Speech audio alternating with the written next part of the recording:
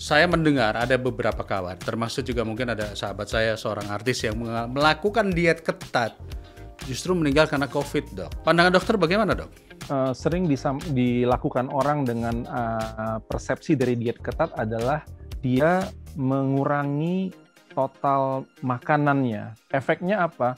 Mereka bukan hanya mengurangi kalori yang masuk pada saat tidak makan, tapi juga sekaligus kekurangan protein, kekurangan vitamin, kekurangan mineral yang dibutuhkan tubuh untuk kesehatan dan mempertahankan atau sistem imun.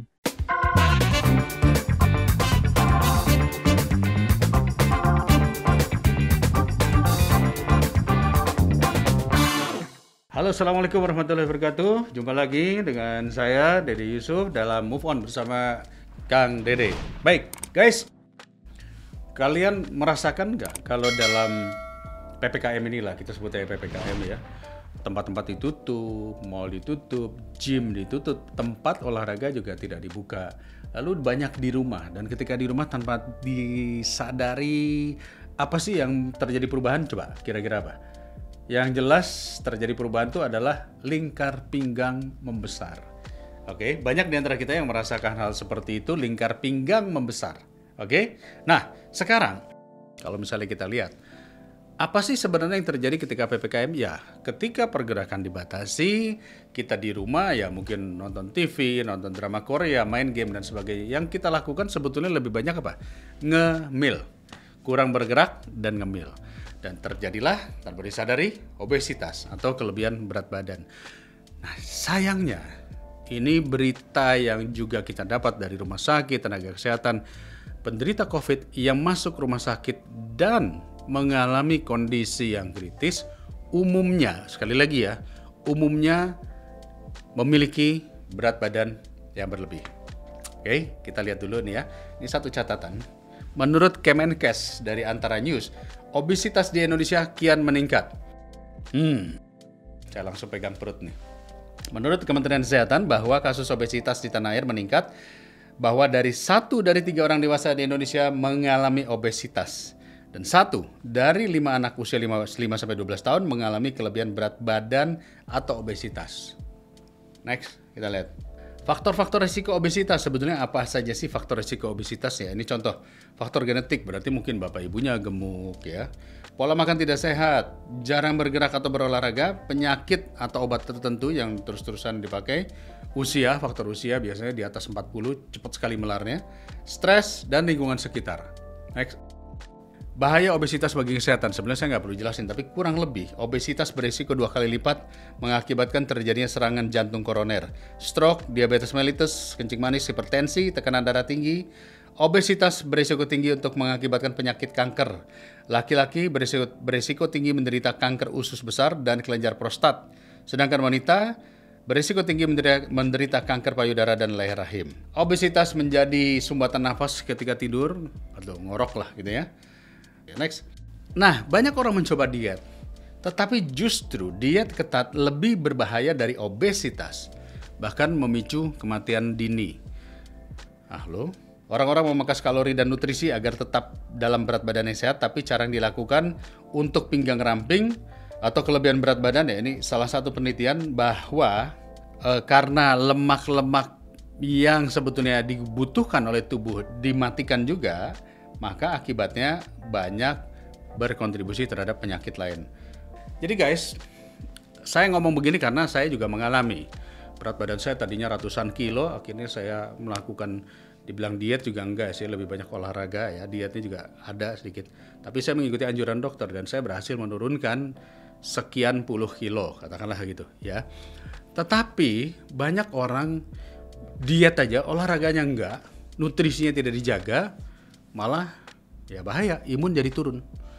Nah, nanti saya akan mengundang tokoh ahli, kalau saya katakan ahli gimana ya, dokter yang ahli di dalam urusan soal mengurangi berat badan. Dan juga seorang praktisi, kawan saya, anggota DPR yang berhasil menurunkan berat badannya juga belasan kilo.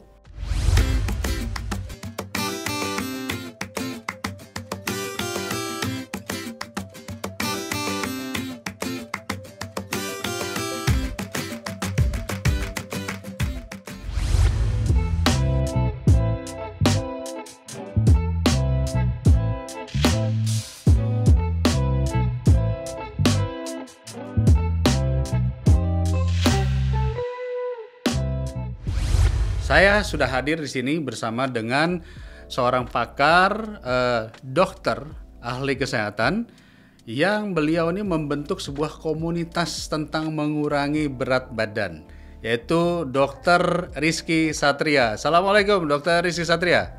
Waalaikumsalam warahmatullahi wabarakatuh, Kang Dede. Dan di sebelahnya, kalau kita lihat, ini juga sahabat saya, praktisi diet yang telah berhasil menurunkan berat badan dalam jangka waktu, saya nanti biar beliau yang cerita, tapi yang jelas belasan kilo, dan sekarang alhamdulillah hidupnya jauh lebih baik, lebih sehat, dan mudah-mudahan tidak mendengkur, karena tadi saya katakan kalau obesitas itu mendengkur ya, yaitu Bapak Anton Surato. Apa kabar Mas Anton? Luar biasa. Ini kelihatan wajah udah makin tirus saja nih. Jadi Mas Anton ini adalah anggota DPR, pimpinan dari Komisi 1 yang bersama saya dulu kita saling menantang untuk adu menurunkan berat badan ya. Saya nggak tahu nanti siapa yang berhasil. Dokter Rizky, saya mau nanya Dokter Rizky dulu ya. Pertama, faktor apa yang membuat warga negara kita ini jadi cenderung obesitas, Dok?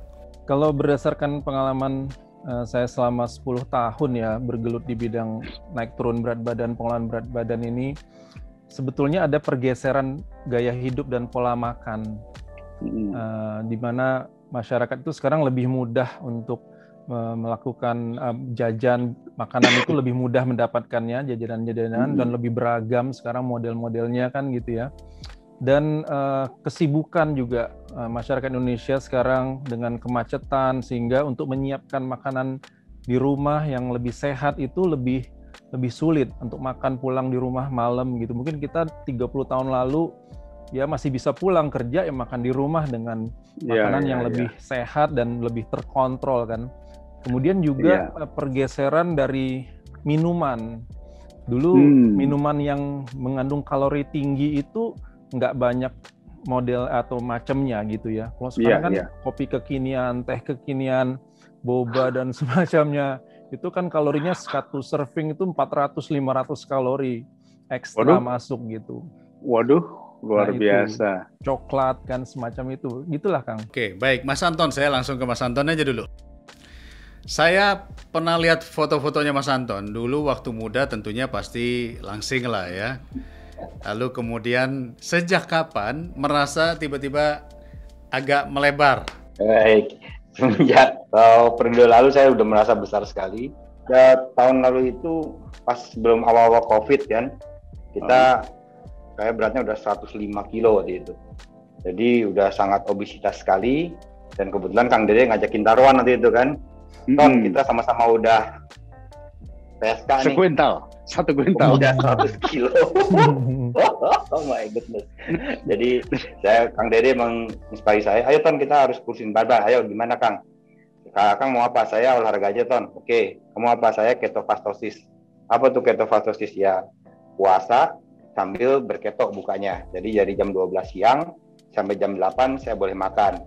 Selebihnya saya tidak boleh makan. Jadi no karbo dengan no sugar. Itu yang saya tidak boleh makan sama sekali. Dan saya hanya boleh minum air putih, teh, tapi tidak boleh pakai gula. No karbo, no sugar. At all. Nggak boleh masuk ke dalam tubuh saya. Protein masuk ya? Itu wajib. Saya makan ayam, saya makan. Karena saya udah coba semuanya juga, baik vegetarian saya coba, berhasil turun, tapi ya saya mimpi makan hamburger, mimpi makan Kentucky. Jadi ya kayaknya saya bukan orang vegetarian kayaknya. Saya orang yang suka makan daging. Jadi saya coba keto dan ternyata berhasil sama saya dalam waktu 3 bulan. Dari 104 saya menjadi 84 kilo. 3 bulan? 3 bulan, Pak? 3 bulan. Wow. 3 bulan 20 kilo. Ya kata dokter harus makan semuanya. Nggak boleh cuman keto doang. Saya makan buah, makan sayur. Makan yang sebelumnya saya tidak boleh makan, saya makan semua. Ya roti juga saya makan, nasi saya makan, bubur saya makan. Akhirnya sekarang saya 93. Jadi ya ke depan ya saya harus baik lagi. Jadi itu masalah the way of life ya. Jadi kalau kita mau stabil berat badan, ya tinggal pilih mau itu vegetarian, kalau memang suka makan sayuran atau buah. Saya suka makan daging keto, atau kalau yang suka combine ya food combining atau kalori defisit, ya silahkan aja. Tapi harus punya keinginan yang kuat. Kenapa sih kita pingin kurus? Kalau pengen kurus dengan olahraga, Kang Dede mungkin berhasil, saya enggak. Saya harus turun berat badan dulu baru olahraga. Karena saya udah coba olahraga nggak turun-turun. Tapi begitu saya turun sampai 10 kilo, itu saya udah ada energi lebih yang biasa saya carry, saya membawa 10 kilo daging, tiba-tiba gone, nggak ada. Ya saya lari, renang, yang dulu saya nggak mungkin lakukan lah. Sepeda sampai 50 kilo, nggak mungkin saya lakukan itu. Tapi karena ada energi yang luar biasa, karena kelebihan badan saya udah hilang, jadi saya baru olahraga. Gitu ceritanya. Oke, dulu berat awal sebelum naik berat badan berapa? Di angka 70-an sebelum gemuk, Pak Anton? Saya sebelum merit 68, begitu merit 86. Oke. Sama kita mengalami hal itu. Lalu kemudian 86 menuju ke 1 kuintal. Nah, ya itu dia. Begitu jadi anggota dewan sama kakek Kang Dede, ya kita datang ke situ langsung kasih makan, snack, makan siang, makan setengah sore, makan malam. Kadang-kadang kita rapat sampai subuh, kasih makan terus. Jadi ibaratnya mau nggak mau ya dari 86 langsung nggak nyampe setahun lah dulu, 6 bulan, 8 bulan, PSK, pemuda 100 kilo. Atau pria 100 kilo, bukan pemuda, dia udah tua gitu sekarang. Oke. Satu lagi, apa keluhan ketika berbadan agak lebar begitu? Keluhan apa yang dirasakan, Mas Anton? Banyak sekali. Yang pertama malas, mager, malas gerak, mau ngapa-ngapain malas, mau ngambil minum aja jadi pembantu. Iya. Mau ngapa-ngapain semuanya pakai tangan, the magic finger, terus aja. Kalau sekarang ya nggak mau, kita lakuin sendiri, apapun juga sendiri.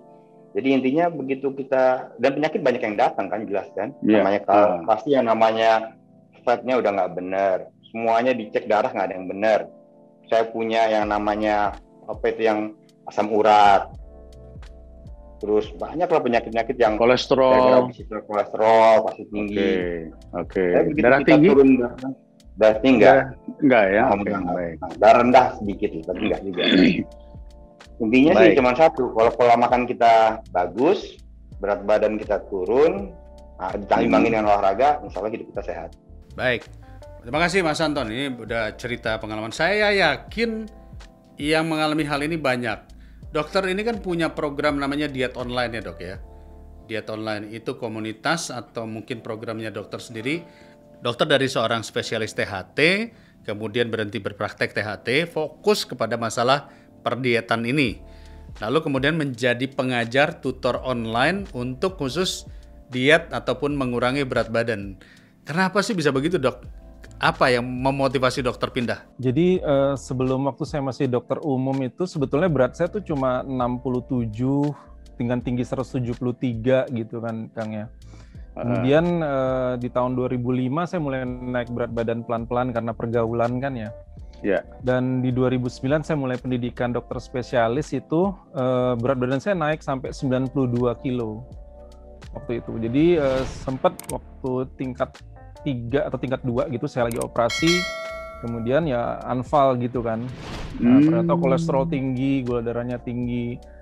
Sebetulnya waktu lagi tes itu di RSCM itu sebenarnya saya sudah hampir tidak diterima karena konsulen penyakit dalamnya bilang, ini dek nggak bisa nih kamu masuk sini, nilai gula darah dan kolesterol kamu ini udah ngalah-ngalahin TOEFL kamu nih katanya gitu kan, saking tingginya waktu itu. Oke, baik. Tapi ya waktu itu saya akhirnya diterima juga dengan ya kita bujuk-bujuk gitu kan, bolehlah dok diterima kan, cuma ini yang lain-lain kan tesnya udah masuk gitu. Dan akhirnya diterima, tapi berat badan saya naik terus dan akhirnya unfall dan akhirnya saya mencari program untuk turun berat badan. Sorry dok, unfall itu maksudnya serangan ringan? Pingsan lah, tidak sadarkan diri atau drop gitu kondisinya. Jadi lagi di tengah operasi waktu itu. Oh, I see. Baik. Jadi waktu itu kan saya juga akhirnya ketemu dengan satu orang pasien yang umurnya 60 tahun dan kemudian dia bercerita bahwa dia 6 bulan tidak kontrol ke poli itu karena dia mengurus anaknya. Kebetulan dia tinggal dekat RSCM di Kalibaru kan ya.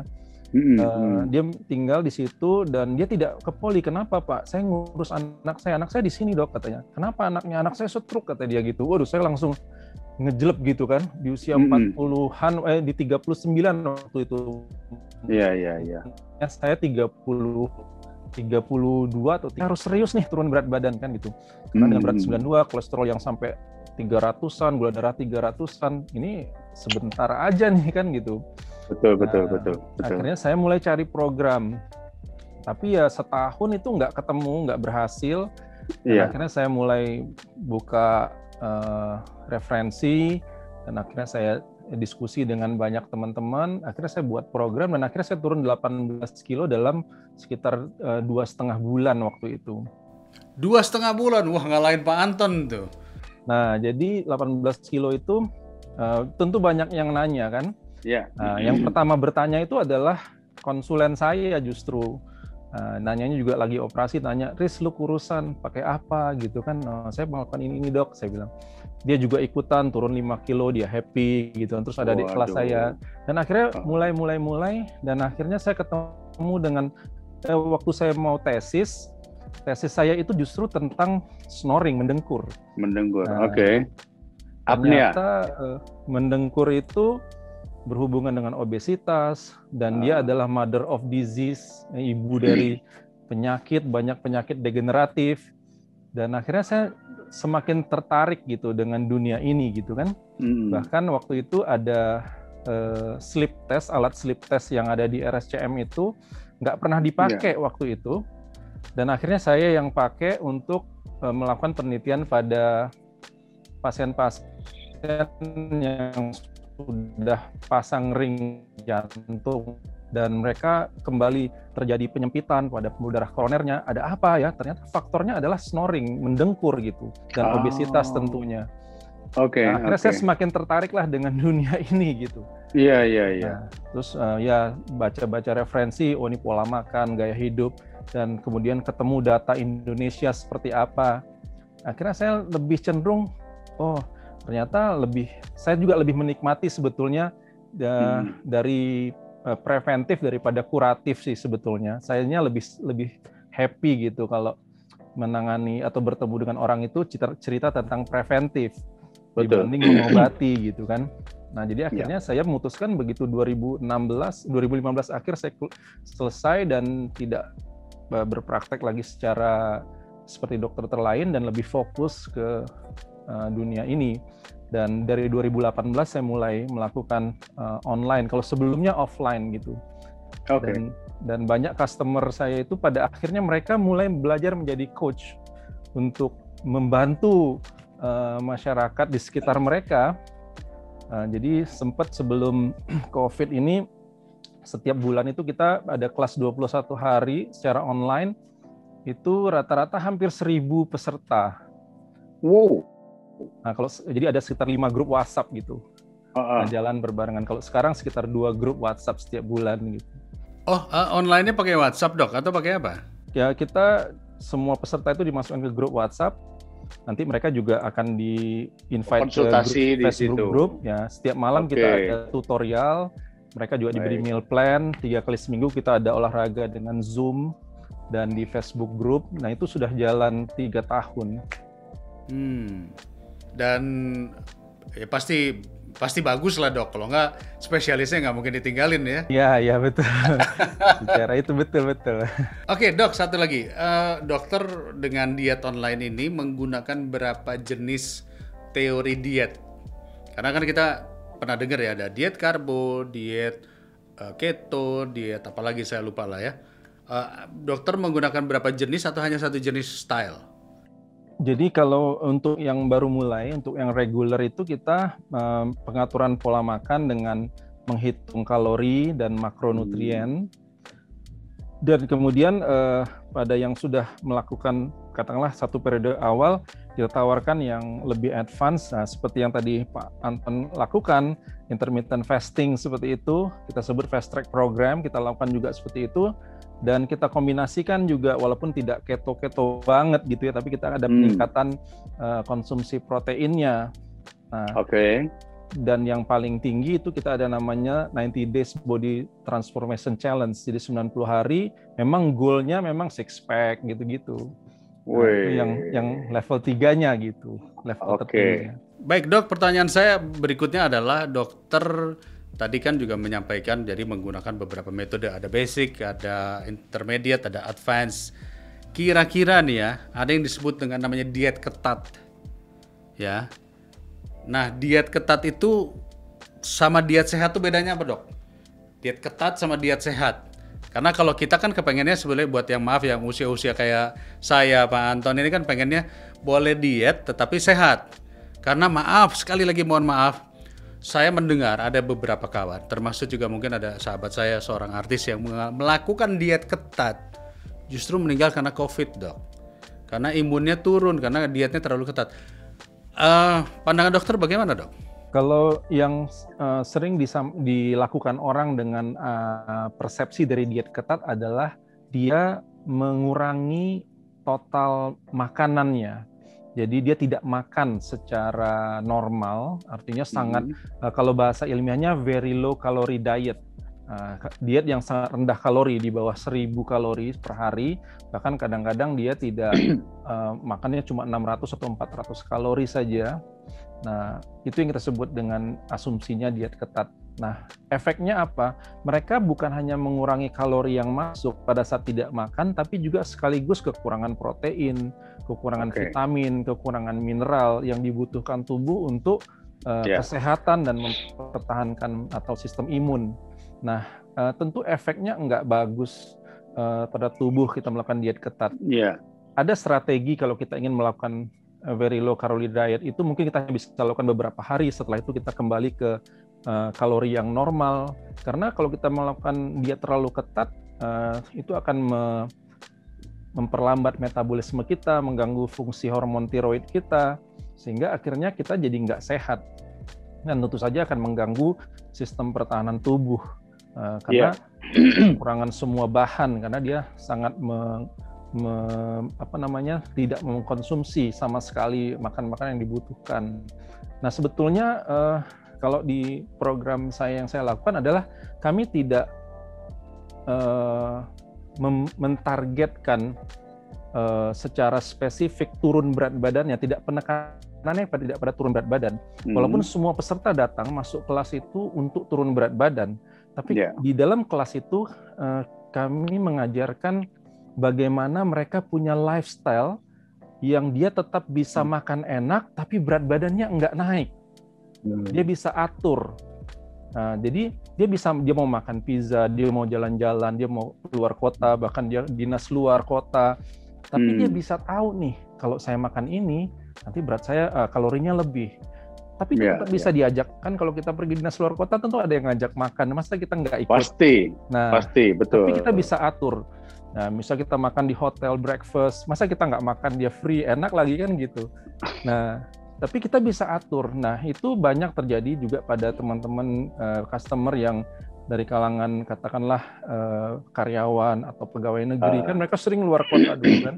Mereka bisa, pada saat mereka pergi keluar kota, dinas luar kota, mereka pulang tidak naik berat badan. Mereka juga takjub gitu kan, oh kok bisa ya? Nah, karena mereka sudah dibekali ilmu selama 21 hari itu, ini loh caranya mengatur pola makan. Nah, itu dia targetnya, Kang. Baik, sekarang ke Pak Anton ini. Pak Anton, jadi kan tadi sudah disampaikan ya, ada diet ketat, ada diet sehat. Pak Anton ini kan anggota DPR, tentu paling banyak kerjanya adalah duduk dan ngemil, plus kunker. Plus kunker itu berarti pada saat kunjungan kerja ya pasti makan lah ya. Saya pun mengalami hal tersebut. Bagaimana caranya menjaga agar tidak kembali kepada kelakuan dulu? Nah, Pak Anton, bagaimana cara menghadapinya, Pak Anton? Ya kalau ada niat, ya pasti ada jalan.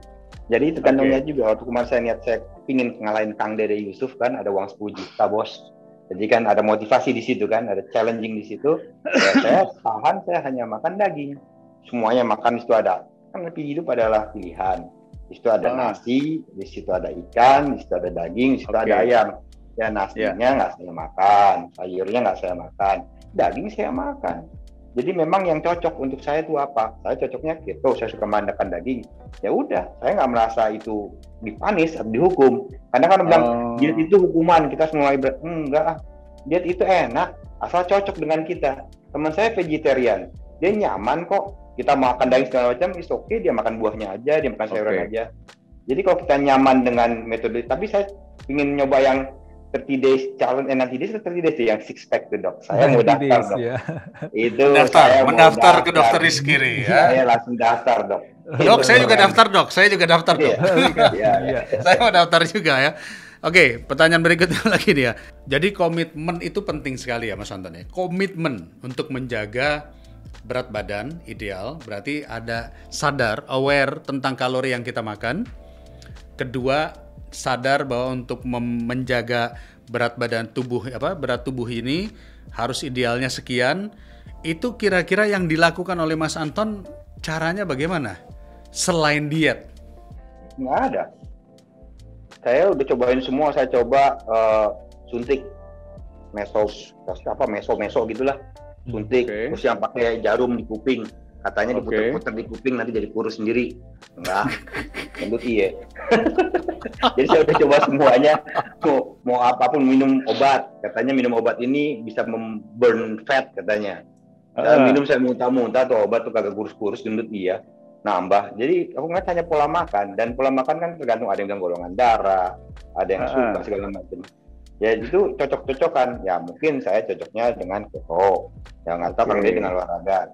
Tapi intinya satu bos, begitu baju kita turun, yang tadinya triple XL bahkan 4L tiba-tiba jadi XL, baju yang tadinya mahal bos, Armani apapun lah merek-merek itu nggak kelihatan mahal karena dulu pakai baju murah, Zara, ini cuma Zara. Iya. Tapi kok kita keren, ya keren aja bos. Woi, mantap. Jadi maksud gua, percuma lu beli baju bagus, tapi badan lu nggak keren. Iya. Dulu kayak dokter kan look young, look handsome kan? Anak kurus bos. Coba ada gendut. Dokter di Instagramnya saya lihat praktis melulu, fitness melulu, olahraga terus. Itu baru keren. Dok, ada nggak olahraga yang disarankan oleh dokter bisa dilakukan oleh saudara-saudara kita yang saat ini selama PPKM, selama pandemi ini membesar, yang nggak terlalu ribet? Kira-kira apa dok?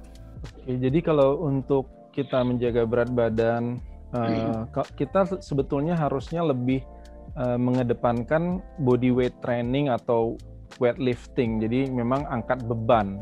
Kalau kita nggak bisa ke gym karena gym tutup, ya kita push up, squat, menggunakan body sendiri sebagai beban. Karena memang yang harus dilatih itu adalah otot agar terjadi pembakaran lemak lebih banyak. Dan kemudian kardio seperti treadmill, jogging, maraton ya, itu sebetulnya kalau terlalu sering dilakukan, dia justru akan membuat kortisol itu lebih banyak keluar, hormon stres itu lebih banyak keluar, dan kita akan lebih sulit membakar lemak gitu. Nah, jadi kecuali kita memang, makanya kan kalau runners yang memang sudah katakanlah semi pro yang memang kurus-kurus itu kan ototnya katabolik semua. Mereka kecil-kecil badannya, ototnya nggak bisa kembang lagi. Tapi mereka kan memang sudah sangat kurus ya. Iya. Tapi mereka sudah sangat adaptatif tubuhnya dengan. Tapi kalau untuk kita yang awam, yang bukan atlet gitu ya, nah itu kan kita harus melakukan satu kombinasi ya, compound training. Jadi ada melatih otot-otot besar sehingga terjadi peningkatan pemakaian kalori yang lebih tinggi. Nah, karena begitu otot kita digunakan dan massa ototnya lebih tinggi, maka tubuh kita akan memasok lebih banyak glikogen ke dalam otot itu sehingga lemaknya nggak terbentuk gitu. I see, oke. Pantesan dok, saya dari 105 kilo turun jadi 92. Dari 92 ini nggak turun-turun dok, mandek di situ dok. Saya mau turun lagi ke 87 atau 85. Rupanya mungkin karena tidak melatih ototnya ya. Otot besar ya. Otot besar. Otot besar apa aja dok? Boleh tahu dok? Bagian depan itu ya otot chest, otot dada, otot back, punggung. Kemudian otot kaki. Leg day lah ya istilahnya ya. Iya. Oke, dok, saya kembali lagi soal pandemi ya dok ya. Jadi menurut temuan-temuan dari Kementerian Kesehatan, memang penyakit komorbid ini menjadi salah satu faktor penyebab banyaknya kritis dialami oleh pasien-pasien COVID. Nah, salah satu penyebabnya adalah obesitas tadi ya. Nah, menurut dokter, obesitas ini apakah sedemikian berbahayanya, Dok? Di masa pandemi ini, Dok. Jadi kadar lemak yang tinggi, jadi sebetulnya orang-orang dengan komorbid ya, ada diabetes, hipertensi, sakit jantung, sebetulnya poinnya bukan penyakit-penyakit itu, tapi adalah kadar lemak yang tinggi di badannya. Makanya ada orang yang juga fatal, padahal dia tidak punya komorbid, faktor satu-satunya bagi dia adalah kadar lemak yang tinggi. Nah, itu juga ada penelitian di Amerika itu dikeluarkan dari Juni 2020, CDC itu mengeluarkan dari seluruh, waktu itu masih sekitar 1 jutaan penderita COVID di Amerika, itu 399-nya fatal karena kelebihan lemak katanya. Nah, lebih tinggi. Dan kalau kita lihat bagaimana lemak itu berpengaruh pada sistem imun. Jadi memang banyaknya lemak dalam tubuh kita itu akan mudah mengaktifkan sel inflamasi, sel pertahanan tubuh kita. Jadi dia semi aktif gitu. Nah, begitu ada virus, dia akan lebih aktif masuk dan itu akan membuat tubuh kita ini lebih mudah terjadi komplikasi khususnya untuk yang COVID ini. Nah, Baik, ini saya konfrontir dengan Bung Anton ini. Bang Anton ini kan dietnya keto ya. Keto itu kan berarti hanya makan daging dan protein. Berarti kan ada lemaknya di dalam dong? Iya. Nah, sementara tadi dikatakan bahwa kelebihan lemak inilah yang berbahaya. Nah, saran dokter kira-kira untuk saudara-saudara kita yang sedang melaksanakan diet tadi protein itu gimana, Dok? Berbeda, Kang. Kalau lemak tubuh dengan konsumsi protein tinggi yang tentunya juga ada lemak di dalamnya, itu dua hal yang berbeda. Karena yang membuat tubuh kita berlemak banyak itu bukan lemak yang kita konsumsi, tetapi karbohidrat tinggi yang kita konsumsi, atau karbohidrat plus protein dan lemak.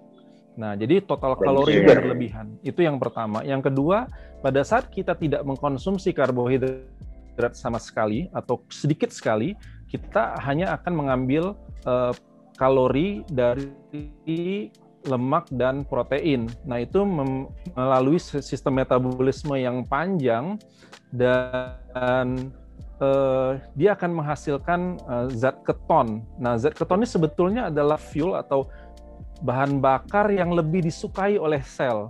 Sebetulnya dia lebih efisien gitu. Nah, pada orang-orang tertentu yang memang sudah terbiasa dengan diet daging atau makan makanan dengan sumber protein yang tentunya mengandung lemak, kan nggak bisa dihilangkan sama sekali, tetap aja dia punya lemak tinggi, dia justru akan mengambil energi dari situ. Syaratnya dia nggak makan karbo gitu. Karbonya tuh sedikit sekali, mungkin hanya 10 atau 5% dari total kalori hariannya.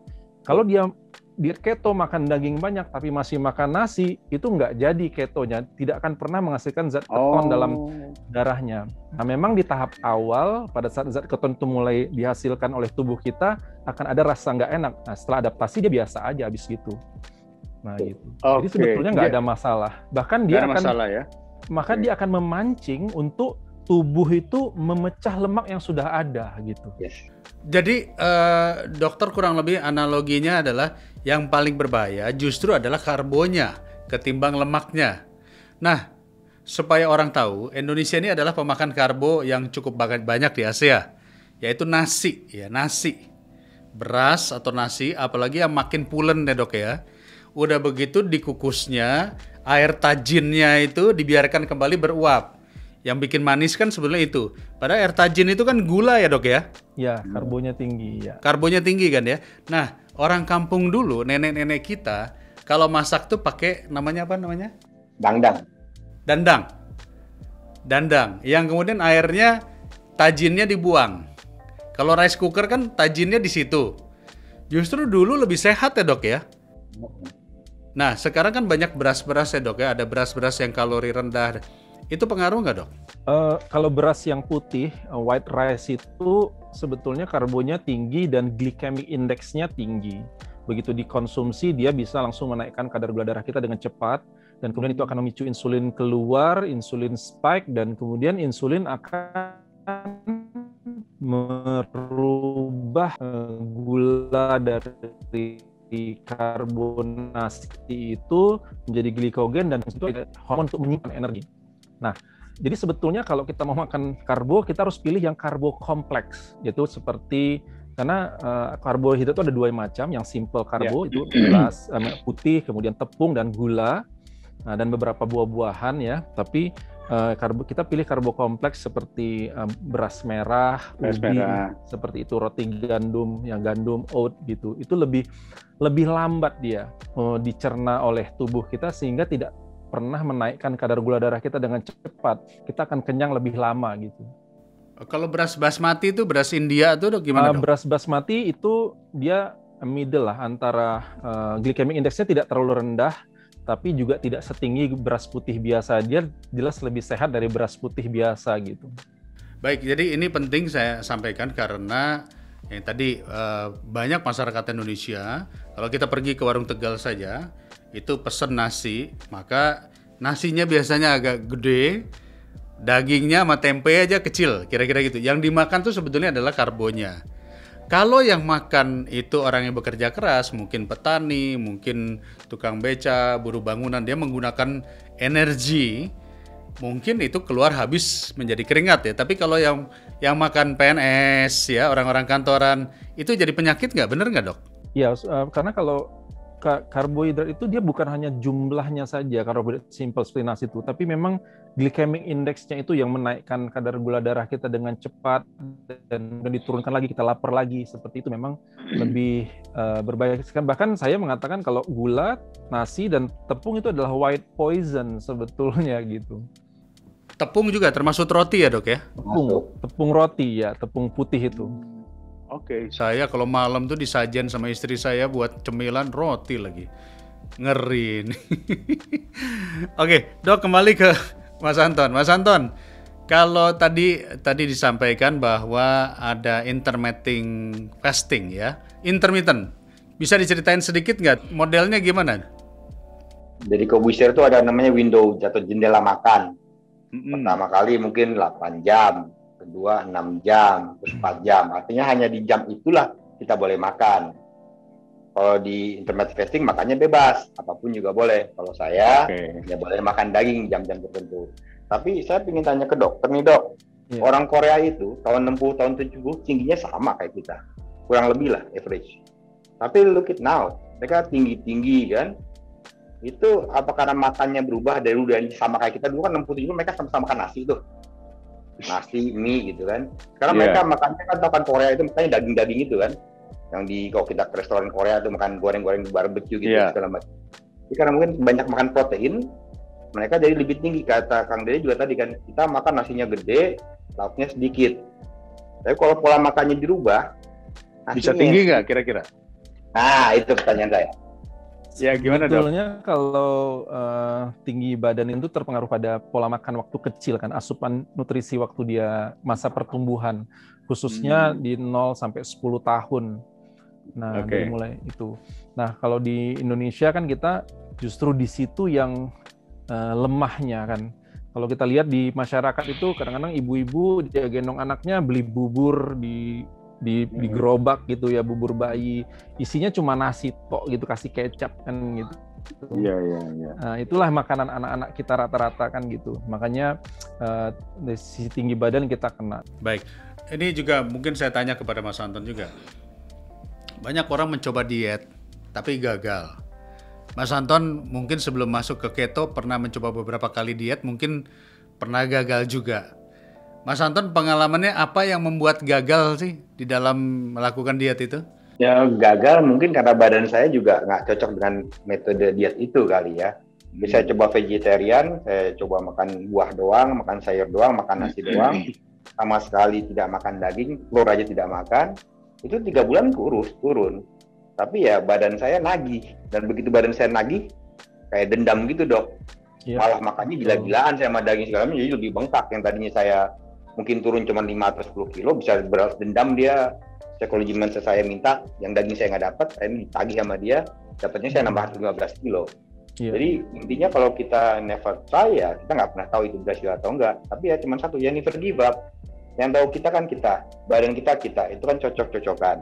Makanya saya ingin coba terus, makanya saya udah nyaman, saya udah ini, tapi saya nggak tertutup. Saya juga dengar tadi dokter bilang, ada 90 hari challenging untuk supaya six pack. Nah ini boleh. Kita semuanya kita coba, tapi balik lagi nanti ujungnya jangan nyalain orang atau jangan nyalain siapa-siapa. Ya badan kita mungkin tidak cocok dengan yang itu, tapi terus usaha dan yakinkan badan kita memang the way of life-nya ini loh. Ini yang saya suka. Saya sekarang suka olahraga. Bukan karena saya dipaksa selalu olahraga, tapi karena memang sudah kayak nagih. Jadi pagi-pagi saya biar nggak bosen ya sepeda, lari, berenang, tenis, golf, ya semua olahraga saya lakukan. Tapi kata dokter tadi angkat-angkat beban segala macam itu belum. Saya pengen tanya dok, udah sih. Itu susah ya di otot. Saya sampai panggil PT ke rumah juga segala macam, susah loh itu. Tapi saya ngeliat ada 2 yang badan kurus gara-gara angkat-angkat itu mungkin si Deddy Kobusier yang saya lihat. Tapi kalau yang kurus karena kardio, teman saya banyak. Teman saya di DPR Komisi 1 mereka main sepeda atau kardio lah, berenang sini Kosiahaan. Terus yang artis juga siapa Kang yang dari Bandung tuh?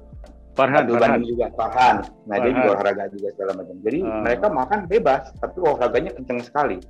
Tapi kebanyakan kardio. Jadi mereka pada kurus semua. Yang bodybuilder, yang badannya gede itu saya belum tahu tuh bisa. Saya sih melakukan itu juga, cuman belum kelihatan jadinya karena lama ya bikin otot itu ternyata ya. Berarti harus follow Instagramnya Dr. Rizky nih. Harus nih kayaknya nih, wajib harus follow. Bagaimana caranya sekali lagi untuk mengetahui bahwa diet itu cocok atau tidak cocok sama dia, dok? Oke, pertama kita harus memahami dulu kalau kita ingin sukses diet itu, pertama kita harus tahu berapa PR yang mau diturunkan dan berapa lama waktu yang dibutuhkan untuk menurunkannya. Misalnya ada orang punya PR misalnya 25 kilo. Nah, dia harus tahu 25 kilo ini bisa dilakukan dalam berapa lama. Nah, kalau di program yang umum itu 1 kilo per minggu, berarti 25 minggu. Maka selama 4 bulan kita harus memberi waktu bahwa ini 4 bulan loh gitu. Jadi kalau kita menjalankan satu program 2 minggu atau baru 5 hari on off gitu, nggak bisa. Jadi kalau memang mau, kita udah tahu nih pokoknya 25 kilo ini 16 minggu, 4 bulan atau 5 bulan, ya udah kita melakukan meal plan itu selama 4-5 bulan. Nah kebanyakan orang dia nggak tahu berapa dia mau turunkan, berapa lama dia harus menurunkan. Nah yang berikutnya adalah kepraktisan. Kunci keberhasilan diet itu adalah kepraktisan. Termasuk kepraktisan itu adalah kesukaan kita apa. Nah, kalau misalnya kita makan sukanya daging, terus disuruh makan sayur, ini nggak bakalan bisa. Dan mungkin juga praktis buat kita. Nah, kepraktisan itu adalah kunci suksesnya. Dia itu adalah salah kepraktisan. Nggak ada lagi yang, karena kalau disuruh makan ini, makan itu, dikasih meal plan, tapi dia ribet bikinnya gitu kan, ribet nyarinya, itu sulit gitu. Nah, makanya di program itu kita biasanya lakukan yang lebih personalized gitu. Memang kita kasih hitungan kalori, dia bisa makan apa, tapi pokoknya basicnya misalnya proteinnya ini, ayam atau proteinnya ikan. Nanti dia bisa olah dengan apa yang dia suka. Yang penting batasan kalorinya segitu. Dan kemudian makronutriennya tidak kurang, mikronutriennya tidak kurang. Nah, itu yang membuat dia menjadi nyaman menjalankannya. Karena dia tidak patah selera gitu. Kalau udah patah selera repot kita. Jadi artinya poinnya adalah harus sesuai sama mood-nya dia atau kebiasaan dia. Tapi kan begini dok ya, masalahnya yang terbesar adalah banyak kawan-kawan saya ikut program diet 3 bulan, 4 bulan, dia dapatlah berat ideal. Setelah itu selesai programnya, beratnya naik lagi dok. Itu yang terjadi. Mungkin Mas Anton pernah ngalamin kayak gitu nggak dulu? Iya, Mas Anton? Iya. Pernah ya? Programnya selesai, berat badan naik. Nah, apa cara, ini dari sudut pandang dokter sendiri ya, apa cara supaya setelah sukses mencapai berat tubuh ideal, and then keep that way, atau tetap seperti itu? Ya, jadi yang pertama itu dia turun berat badannya itu dengan lifestyle, bukan dengan meal plan yang dibuat fokus gitu. Jadi dia melakukan selama 3 bulan, 4 bulan itu dengan lifestyle. Jadi setelah itu dia akan melakukan hal yang sama, seperti sama aja, nggak ada rasa apa-apa. Itu yang pertama. Yang kedua, dia harus tahu berapa kebutuhan kalori hariannya, dan berapa kalori persajian dari makanan yang dia sukai itu, yang biasa dia makan. Nah, Kalau dia udah tahu dua hal ini, dia akan mudah mengaturnya. Misalnya ada orang yang setiap siang memang dia karena pekerjaan dia akan ketemu makanan yang sama, misalnya di kantin atau di makanan lunchbox gitu yang mirip kan. Dan dia harus tahu tuh. Nah, misalnya setiap sore dia pulang melewati satu jalan yang di situ ada jualan sate, ada yang jualan apa yang dia suka beli misalnya kan, yang memang dia suka. Nah, dia harus tahu tuh seporsi itu berapa, ya kan? Nah, berapa kalori maksudnya. Nah, kemudian dia hitung berapa kebutuhan kalori dia per minggu. Kita mainnya per minggu. Misalnya, Kang Dede kebutuhan kalorinya satu hari 2.500. Dikali 7 hari, berarti sekitar 17.500 kalori. Nah, selama Kang Dede makan 17.500 kalori per minggu, maka tidak akan naik berat badannya. Walaupun hari ini makan 3.000, besok tinggal dikurangi 2.200 3 hari ya, gitu. Nah, jadi ada hari yang agak banyak kita makan, misalnya kita pergi kondangan, pergi makan kemana gitu ya. Tapi ada hari lainnya. Jadi seminggu itu kita tahu nih patokannya. Nah, berdasarkan kebiasaan makan kita, lauknya ini yang biasa kita makan. Biasa kita makan di sana, kita makan di situ. Nah, seperti Kang Anton bilang, kalau kita makan-makan, kan nasi itu rasanya sama. Nah, kita makan lauknya aja, makan sayurnya aja. Yang enak kan itu, kalaupun ada nasinya sedikit, ya sedikit aja, sekedar untuk ada rasa karbonya. Salat. Nah, kadang-kadang orang kan nasinya yang nambah-nambah gitu kan. Kalau saya memang sama seperti Kang Anton, pergi kemana gitu, memang lauknya itu yang dihajar kan gitu. Pergi kondangan ya kambingnya yang dimakan, bukan nasinya gitu. Dok, ini saya kalau dicek semuanya itu bagus ya. Tapi kan kita keto ini hanya masukannya daging doang dan lemak-lemak. Kita makan otak, kita makan jeroan, kita makan yang dipantang-pantang itu malah kita hajar, kita malah butuh lemaknya itu. Kikil. Yang kita nggak boleh, malah kita harus makan. Karena keton itu dari lemak itu. Yang katanya jahat segala macam. Tapi selama saya melakukan itu, Dok, malah yang tadinya kolesterol tinggi turun. Asam urat sedikit tinggi. Tapi begitu udah seminggu, 2 minggu, balik normal lagi. Jadi maksudnya memang saya mau coba yang dokter nih kalori defisit tuh yang saya dengar tadi. Jadi mengurangi makan kita cuma sekian dan kalorinya kita turunkan sekian. Artinya kita boleh makan bebas, tapi mungkin karbonya sedikit, sugarnya sedikit gitu. Nah, pertanyaan saya tadi, Dok, saya ini udah keto dan rasa nyaman dan alhamdulillah dicek semua darahnya nggak ada masalah, tapi nggak tahu in the long run-nya ada katanya malfunction atau apa, karena kan namanya manusia itu kan omnivora kita kan. Kita bukan binatang karnivora atau herbivora yang harus memilih salah satu. Kalau karnivora yang makan daging aja, herbivora makan buah aja. Kita geraham kita ada yang mencabik, ada juga yang untuk mengunyah. Jadi saya pikir yang dokter bilang benar, itu harus yang kalori defisit ya, tubuh kita makan segala. Tapi karena saya udah melakukan keto, yang pertanyaan saya tadi, ini in the long run kalau saya penjalan keto bisa bahaya nggak, Dok? Ya itu penting. Sebenarnya kalau kita melakukan ketonya dengan benar ya, tidak combine, dia nggak ada masalah sebetulnya, gitu kan. Artinya yang jadi masalah itu pada saat kita makan daging dan semua jeroan itu, kita juga masih makan sumber karbohidrat. Nah, itu yang menjadi problem. Ya, tapi pada saat kita betul-betul keto dan karbonya itu hanya 10% dari total kalori dan itu cuma didapatkan dari sayur atau kacang-kacangan, itu dia relatif nggak akan menjadi problem. Nah, mungkin pada beberapa orang karena lemak ini akan memicu atau memaksa empedu kita untuk bekerja lebih keras. Nah, yang paling perlu dijaga adalah kesehatan kantong empedu, karena kan enzim itu dihasilkan dari situ, enzim untuk memecah lemak itu dihasilkan di kantong empedu. Paling-paling yang perlu dicek hanya itu sih sebetulnya. Tapi selama kita melakukannya dengan benar untuk diet keto ini, secara ilmiah atau literatur itu harusnya tidak ada masalah. Kalau terjadi masalah, mungkin dietnya yang combine, gitu. Benar. Tidak 100% mengikuti kaidah ketosis gitu. Itu aja sih. Pak Dokter, jadi saya pikir begini, ada poin penting yang bisa saya tangkap di sini. Mau diet apapun sebetulnya boleh-boleh saja. Karena tadi saya sudah mendengar kata Mas Anton, makan daging tok atau protein tok jadinya karnivora. Tetapi sapi atau kijang yang makan rumput pun tetap gemuk juga dan tetap larinya kencang menghindar daripada singa.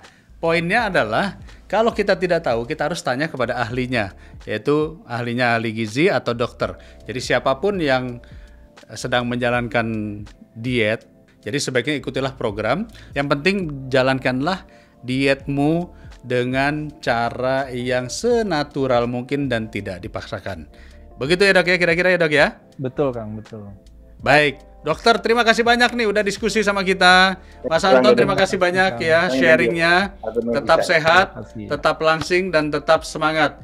Terima kasih sekali lagi. Assalamualaikum warahmatullahi wabarakatuh. Waalaikumsalam warahmatullahi wabarakatuh. Obesitas merupakan sebuah ancaman yang nyata dan ternyata memang bisa didapat oleh semua orang. Diet adalah salah satu cara untuk bisa mengurangi obesitas. Tapi diet yang baik, diet yang benar, diet yang tepat sesuai dengan mekanisme tubuh kita, itu adalah sesuatu yang jauh lebih penting. Jadi jangan lakukan diet kalau hanya kita sekedar membaca tanpa ada arahan ahli gizi atau ahli kesehatan.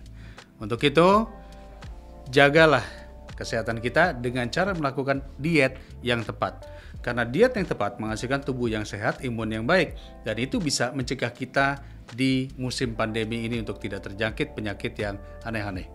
Tetap semangat guys, tetap sehat. Sampai ketemu dalam Move On selanjutnya. Jangan lupa like, subscribe, dan komen. Terima kasih. Assalamualaikum warahmatullahi wabarakatuh. Ciao.